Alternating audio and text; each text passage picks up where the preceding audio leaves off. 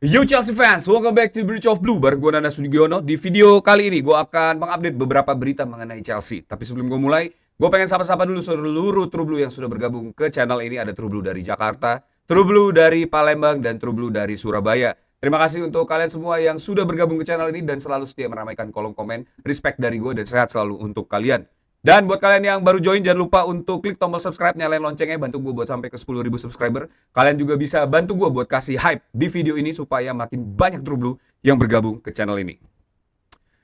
Sebelum gue mulai, gue pengen mengucapkan selamat untuk seluruh True Blue yang telah berhasil memecahkan rekor lagi dan lagi ya sebagai tim Inggris paling capable di Champions League musim ini. Chelsea setelah berhasil memastikan diri lolos ke fase knockout menjadi tim yang lolos paling banyak di fase knockout. Lolos 18 kali ke fase knockout sepanjang gelaran turnamen UCL ini ya. Pencapaian ini di atas Manchester United, Manchester City, Liverpool, bahkan Arsenal. Selain itu, kita boleh berjumawa ria dulu ya kali. Valid Chelsea menjadi tim pertama yang mampu mengalahkan para juara top tier di Liga Eropa. Menang melawan Liverpool, menang melawan Barcelona, dan menang melawan Napoli. Dan ada alasan kenapa Chelsea berhasil memenangkan Club World Cup di awal tahun ini ya. Tentu ini akan membungkam seluruh komentar negatif tentang Chelsea dan pagelaran Club World Cup. Belum cukup sampai situ, Chelsea juga berhasil menjadi tim pertama yang mematahkan rekor unbeaten Napoli di kandang sejak bulan Desember 2024. Kurang bangga apalagi kita sebagai seorang fans dari Chelsea Football Club melihat tim ini berkembang dengan sangat luar biasa ya. Tepuk tangan dulu untuk Chelsea dan tulis pendapat kalian juga apresiasi untuk Chelsea Football Club yang kita bela di kolom komen. Kita mulai aja berita pertama. Chelsea berhasil menyelesaikan fase grup dengan finish di posisi ke-6. Chelsea akan menghadapi antara Monaco, Karabakh, PSG atau Newcastle di fase 16 besar. Ini tergantung nanti dari hasil playoff yang dilakukan oleh para tim ya. Siapakah yang akan menjadi lawan Chelsea di fase 16 besar? Menurut kalian siapa yang menguntungkan buat Chelsea ya saat dihadapin di fase 16 besar? Coba tulis di kolom komen di bawah. Berita kedua, Manchester United mengkonfirmasi tentang transfer Cole Palmer. Dilansir dari CFC Peace dikutip dari Mirror. Para petinggi United sudah memastikan tidak akan merekrut Cole Palmer. Man United tahu harga untuk Cole Palmer tidak mungkin ditebus oleh klub. Jadi ini tentu menutup spekulasi yang terjadi ya sepanjang minggu ini mengenai transfer Cole Palmer ke Man United. Selain itu, Kave Solhekun dari Sky Sport juga menyatakan di beberapa hari lalu manajemen Chelsea dan manajemen Man United ini mentertawakan rumor dan berita yang beredar ya. Karena mereka nggak tahu isu transfer Cole Palmer itu datang dari sumber dari mana ya. Ini membuat ya tentu itu adalah rubbish news yang harus kalian segera lupakan. Karena Cole Palmer sendiri di pertandingan melawan Napoli berhasil mencetak 2 gol dan membuktikan diri sebagai pemain terbaik Chelsea ya. Berita ketiga, sisa 3 hari lagi sebelum deadline transfer Januari ini ditutup, Chelsea masih berusaha untuk mendatangkan back baru. Dilansir dari CFC Daily dikutip dari Telegraph, Chelsea masih mengusahakan untuk mendatangkan Jeremy JK di transfer Januari ini dan akan segera bergabung dengan skuad Chelsea di musim ini ya. Dan ditambahkan juga, Rennes dikabarkan mengusulkan skema transfer di mana JK tetap bertahan hingga musim panas sebelum pindah ke Chelsea. Jadi ini di loan ya. Namun Chelsea lebih memilih membawanya sekarang juga dan akan melanjutkan pembicaraan sepanjang akhir pekan dengan tujuan mencapai terobosan kesepakatan.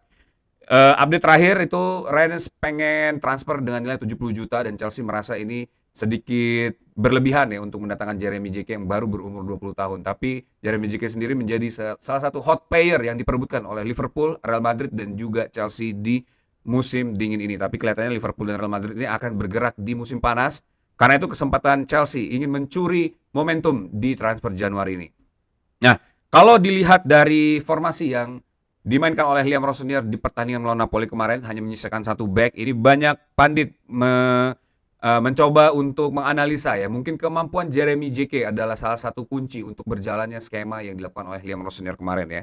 Tapi apakah betul Jeremy JK adalah jawaban dari skema yang ingin dilakukan oleh Liam Rossonier itu? Kita coba lihat aja nanti ya. Siapakah para defender yang bisa mengcover area tersebut ya sehingga tidak terjadi kebobolan seperti yang dilakukan Wesley Fofana di pertandingan melawan Napoli.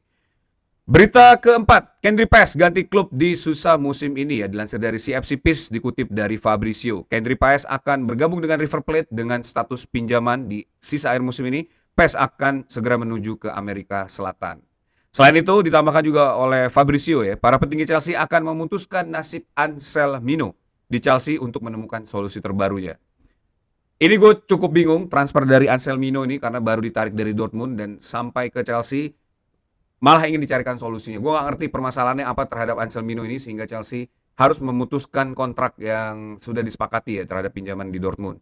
Tapi banyak pihak juga berspekulasi bahwa penarikan Chelsea ini pertama untuk melindungi transfer Anselmino ke Dortmund karena katanya sudah banyak bujukan dari para petinggi Dortmund ini untuk membeli Anselmino dan bahkan mereka sudah mempersiapkan dana untuk merekrut Anselmino di musim panas ya. Yang kedua, katanya Anselmino ini akan digunakan untuk mungkin exchange player dengan Rennes untuk mendapatkan Jeremy JK sehingga mereduce harga ya atau cash value yang harus dikeluarkan oleh Chelsea untuk mendapatkan Jeremy JK. Nah, apapun itu keputusan manajemen, gue berharap itu adalah yang terbaik buat Chelsea ya. Dan coba tulis pendapat kalian mengenai Anselmino ini.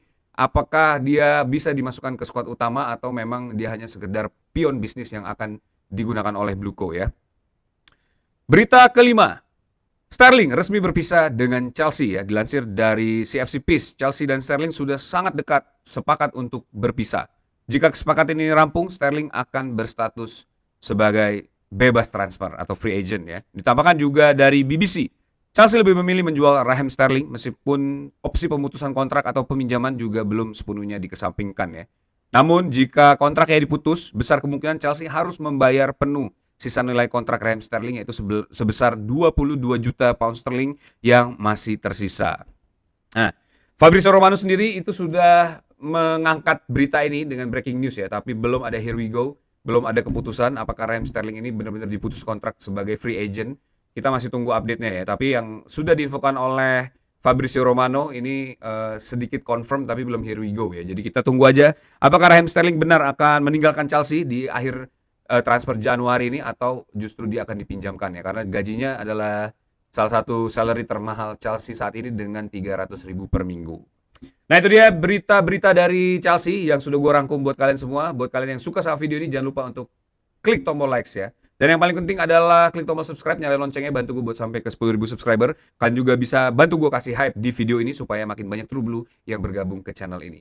Terima kasih untuk kalian semua yang sudah menonton video ini sampai akhir. Once a blue, always be blue, up the Chelsea.